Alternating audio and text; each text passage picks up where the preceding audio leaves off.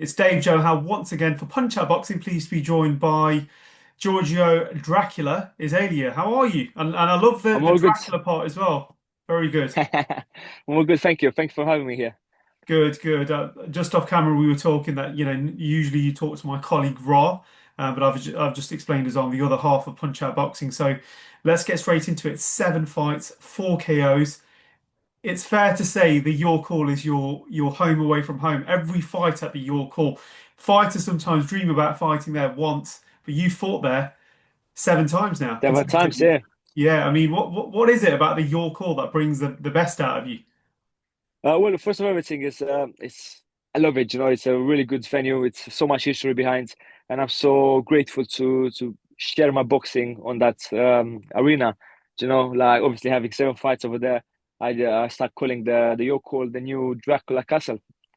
Like just a little, yeah. But I just feel grateful to fight in York Hall. It's a really good venue, local to me, local to my supporters, and it's great. I mean, you bring over a massive fan base, the diaspora of Romania, over in Yeah. over in East London. London is your home. What's it like with two fan bases? A dedicated British fan base, which is London. You've got the Romanian supporters behind you as well. You're picking up fans as you're going along, because of your Yep. style, your KO style. I mean, what's it like tendering to two sets of fans? Well, it's great. Like yeah, it's a little bit sometimes can be a little bit of like weird because I have to talk in two language whenever I see them. Like I need to switch every time on my social media as well. I need to be like, okay, I'm talking in English, but I'm talking Romanian as well. But apart from that, it's just great, to get so many people behind me, to build a community. Everyone, starting getting friendly with everyone, and make new friends while they come into see me boxing. So it's great. I'm really happy to be able to do that. I mean, the show that you're going to be on as well, it's going to be on the return, I believe, of Linus Udofia, who's Yep. who's back. I've shared the microphone with him as well when I've commentated with him a few times on some shows at your call. The show looks great, doesn't it? From what's Yep. from what we've got. I mean, we were talking off camera as well that BoxRec sometimes gets the weight wrong as well. So, they had you down as what was it, a middleweight? A middleweight, 166. When I seen it on bookstore, I'm like, what? I was going to say They're they're trying like, to get you to fight Linus. Is that yeah, is that the yeah. goal here? Is that what they were trying? It's crazy, yeah. So yeah, I'm fighting at 147. My last fight I had to fight at 156 just because of late replacements, and from 156 become 166 on the box track for some reason. Yeah, a Crazy. bit of a strange one. Yeah, So look, in all seriousness, the welterweight division worldwide, domestically, it's massive, isn't it? It's yeah, one of those premier um, divisions, isn't it? I mean, yeah. Very busy. what, Yeah, yeah, you've boast a great amateur record as well. You're in the pro leagues. You turn, professional in 2023. What what is the motivation here as well in terms of is it definitely world titles? I mean, you wouldn't be in it for oh anything yeah, else. definitely. Do you know what? I always say that since first day in the gym. I only started 5 years ago, and I remember when I went first time in a boxing gym ever. The coach is looking at me. It's like, what are you here for? I'm like, okay, I'm a new guy. I want to box. I want to learn and be a professional boxer. And he's like looking at me. He's like, how old are you? I'm like 19. It's like, do you ever box before? I'm like, never boxed, but I want to start. And yeah, that was my goal. I want to become professional. I want to chase titles. I want to get the best out of me. And like I've got the motivation in my head all the time. I want to make my family proud, and I'm just gonna not stop. I'm not gonna stop till I get there. I mean, I've read as well somewhere that people like Marvin Hagler and pressure fighters are people that you look up to, and who inspires you now in the modern game? What kind of boxing what kind of boxers do you study from? I study a lot of Lomachenko. Ah, As right, okay. probably everyone know that after my style, the angles and all that. But I do watch a lot of Lomachenko. It's just the footwork for me. Footwork over power or a combination of both. I mean, from the higher weights, Yeah, it's probably what Usyk. I mean, he demonstrates a good style like that as well. yeah, yeah, yeah. That's Yeah. another great example. Yeah. Yeah, So it's so all things about like that. footwork. You got the footwork right, everything is comes better naturally. You know, the way you throw the punches, the way you select your punches, the power. So everything starts from the base. You know. I mean, in regards to what you want to do this year, next year, for you, is it a case of you want to go the traditional route, which is Southern area titles and Yeah. Europeans and then world? I mean, if you got a massive opportunity, how would that present itself? Would you be like, no, I'm going for this route, or have you got you and your team, have you got a plan in mind, which is start off slow and build because of your Yeah. age? So that's actually planned. You know, like start traditional way, gets the first title, which is the southern area, and then move on. And obviously, if opportunities come along, or is drastically different, but opportunities, we'll take it and we'll just adapt to the new plan. But for now, it just looks like a traditional way. I mean, looking at the domestic scene as well, you still got some like very talented and hard fights, don't they? I think sometimes people get it wrong in terms of thinking, oh, Southern area title, but it's a difficult route, isn't it, Giorgio? Oh It's yeah, not sure, easy, it's it's hard. difficult, but the thing is, we like challenges. We want this. You know, we don't want just to be like, okay, we're just gonna have this easy fight, easy fight, easy fight.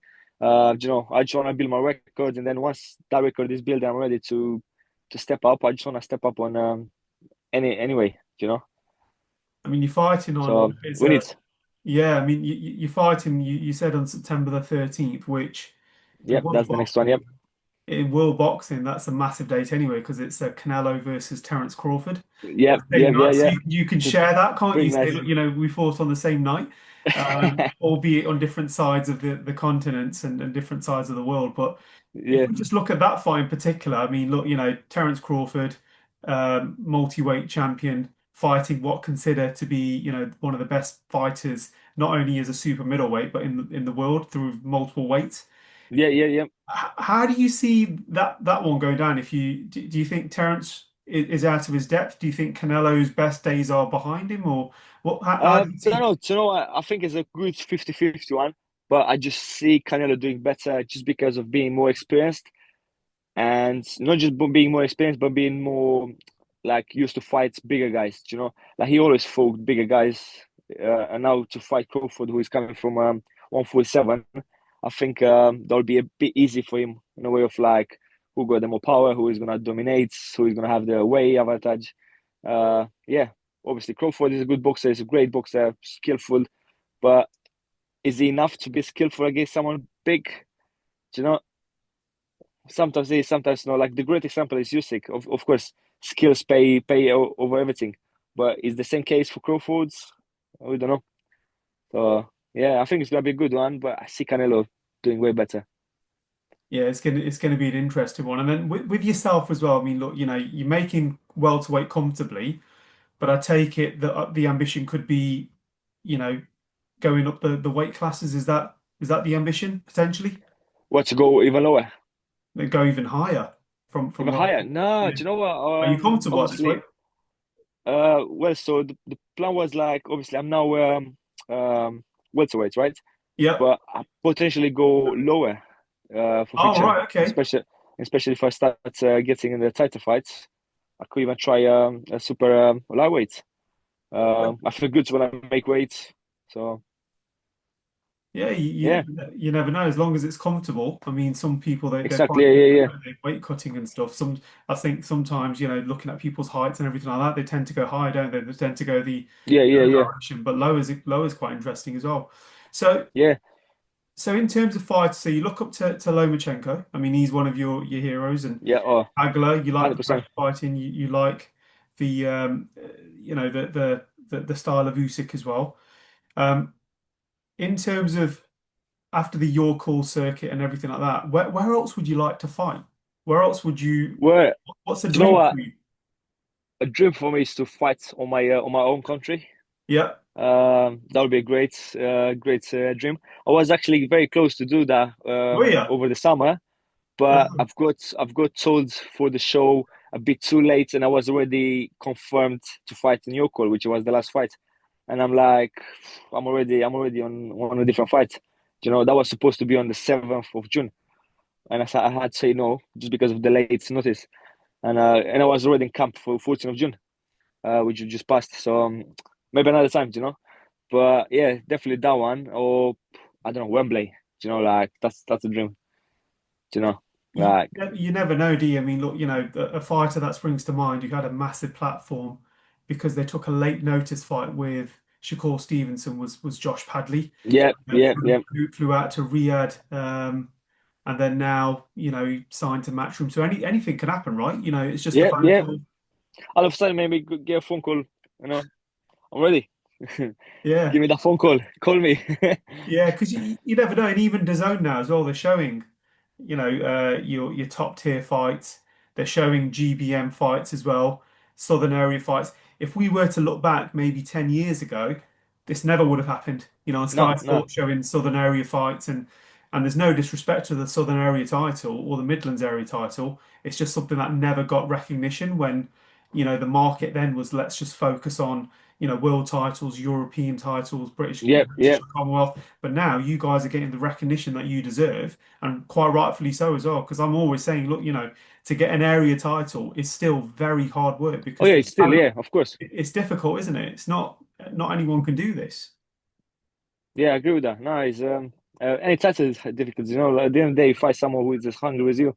So it's not like you're fighting no one. So yeah, Absolutely. someone was saying to me, Southern Area is, I think, is the he's thinking is the best title, not just because of like obviously is the history behind, and it's because it's the first title you're gonna get it. It's like the first thing you get, you have to be like proud of it. It's the first belt of many more. Yeah, you never know where this is going to lead. But look, we'll leave it there. But where can people follow you in your journey, Giorgio? Well, so obviously people can find me everywhere on social media from Instagram, Giorgio Boxing, TikTok, Giorgio Boxing. Pretty much I'm everywhere, Giorgio Boxing. So just remember my name and what I do, and that's how you find me. And yeah, next you can find me at your call for of September. That's when I'm gonna be 100%. And don't forget the name Dracula as well. And don't forget Dracula, thirsty for Very, blood. yeah, yeah, very Transylvanian as well. But look, thank you for your time today, Giorgio. We'll catch up No, with thank you for you. that. I really appreciate that.